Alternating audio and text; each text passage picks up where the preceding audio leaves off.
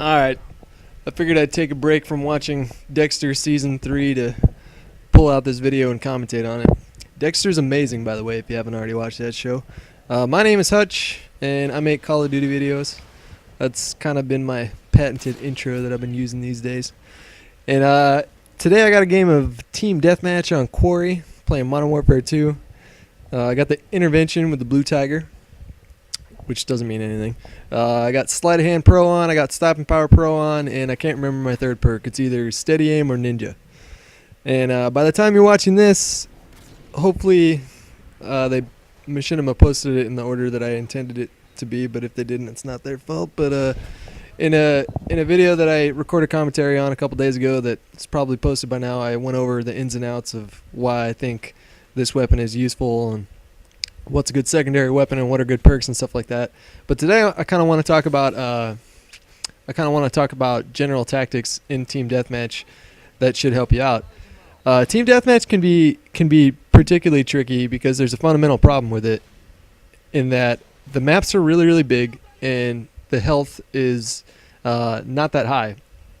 And to my knowledge, they didn't reduce the health from Call of Duty 4. They just kind of beefed up the weaponry. So I find in this game you're dying a lot quicker than you were in COD 4.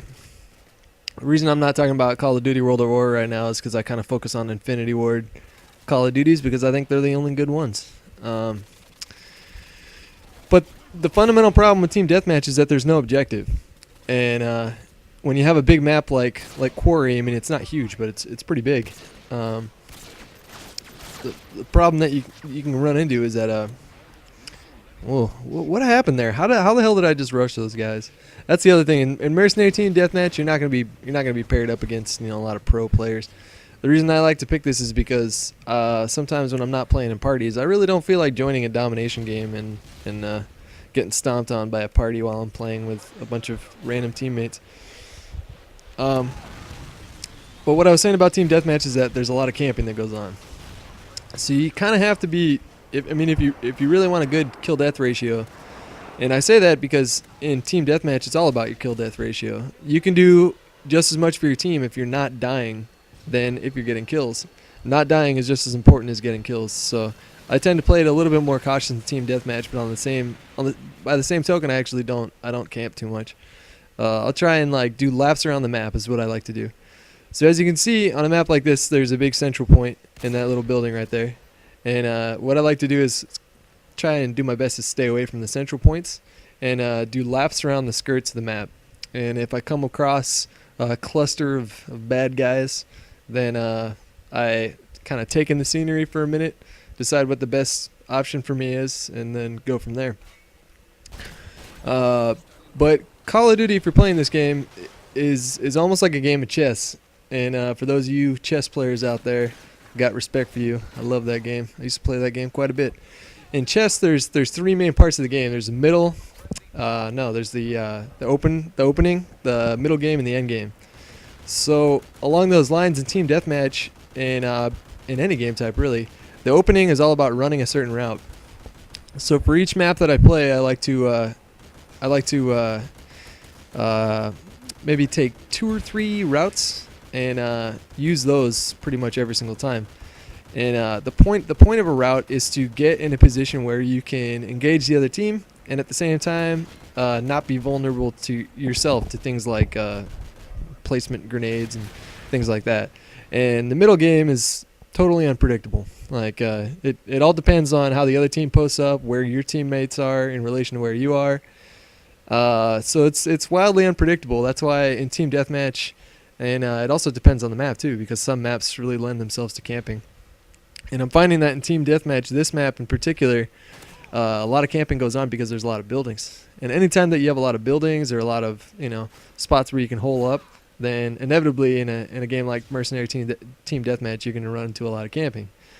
And the end game is all about trying to either pick yourself up if you're lagging in score, or see if you can maintain a lead if you have the lead. Pretty self-explanatory. My secondary weapons here are the Akimbo Model 1887s, and there are some definite positives to using the the Akimbo Model 1887s, and the biggest one is that the range on it is incredible. It has about the same range that the shotguns did in Call of Duty 2. And Call of Duty 2, the shotguns were sort of overpowered, as well as the snipers, because they had an insane amount of range. The drawback to using the Model 1887s is that the reload time can be kind of a pain in the ass. And you can't knife if you're in the middle of the reload animation. So if you turn around the corner and you see a guy, very often it happens if you have a shotgun, and you miss your first shot, I mean, it's kind of hard to stay alive in that situation, especially because you can't knife. Like, if you miss with a sniper, you can knife immediately, but if you miss with these guns, you got to wait until the little flippy animation's done before you can knife them. So that's why on big maps I like to use these kind of guns. So Quarry's pretty big map. You know, there's a lot of buildings, but there's also a lot of open space. So yeah, in smaller close quarters maps, I like to, ironically, considering that I'm using a shotgun here, ironically on the smaller maps, I like to use the Akimbo Magnums, the sidearms. The reason I don't use the machine pistols or any other secondary is because it takes a second when you press Y for the animation to pop up for your gun to come out. Whereas with a handgun like a Magnum, the animation's almost immediate. So if you get in a sticky situation like this one here, if I would have missed the guy, kind of would have been screwed. But I didn't. But if you have the Magnums, if you press Y, the gun comes out just like that, and you're good to go. So what else can I say? I mean, like, I've been getting a lot of questions lately about, I'll talk loosely and specifically sometimes about certain tactics that I feel are lend themselves to sniping in this game. One of them being aggression. I think a talented sniper that can not just hold up in one spot, that can actually be mobile to engage an enemy team, but at the same time not do it from way far off from a distance. I feel like those guys are dangerous, and I try to be one of those guys. And so, I'm not a professional at this game. I don't want people to think that I'm giving off the impression that I'm a pro player and that I do tournaments, things like that. I've tried playing game battles and done competitive stuff like that, and to varying degrees of success. But the fact of the matter is that I just don't have fun doing it.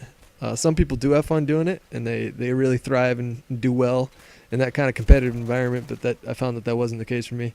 So I decided to stick to casual gaming. But on the same note, I have a lot of experience in Call of Duty and the series in general, and so I feel like I can contribute a thing or two to maybe the up-and-coming snipers out there in YouTube land.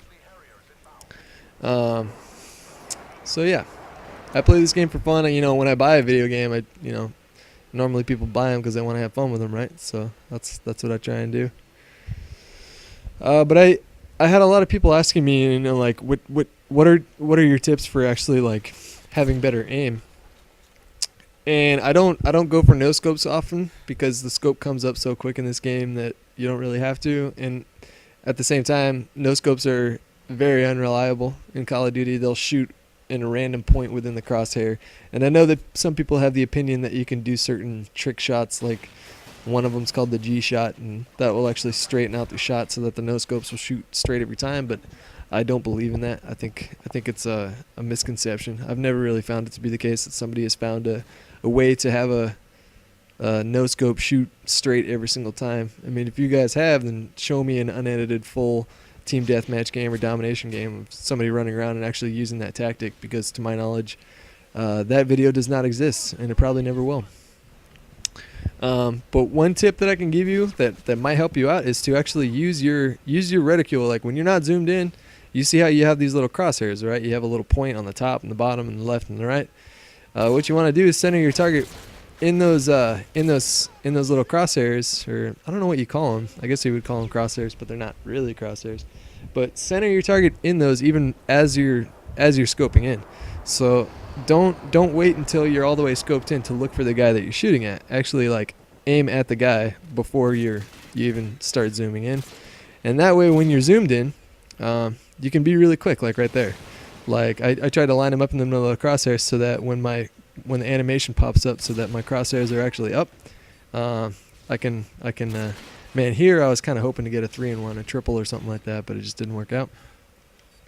So that's my tip right there. If you guys have any other questions, that's my question of the day for you guys right now. If you have any other questions that you would like me to address in terms of how to improve as a sniper, feel free to leave that in the comments form right here, or any other question that you might have. If you like videos like these, go ahead and check out my channel. It's right there on the screen.